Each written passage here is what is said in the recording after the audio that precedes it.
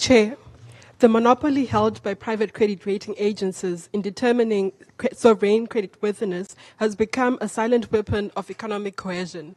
A public credit rating agency under the UN, therefore, is not just overdue, it is imperative for justice and global financial stability.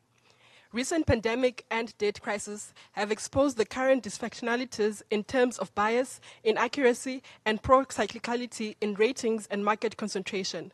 The representatives of Burkina Faso and Tuvalu rightly pointed to this bias and its impact on access to financing for the global south.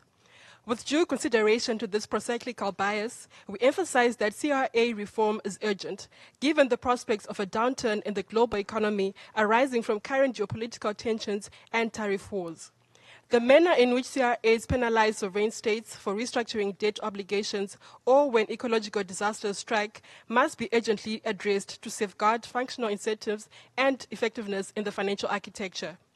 The reform of credit rating systems is therefore indispensable to ensure fair borrowing terms and preserve policy space to restructure debt toward the right to development. This analysis is precisely why we call for an intergovernmental commission under ECOSOC to regulate, monitor, and hold accountable the functions of CRAs. The proposed annual dialogue would not suffice. While such a commission will certainly include stakeholders' consultations, more importantly, the commission must be firmly anchored in the normative power of agenda setting within intergovernmental processes.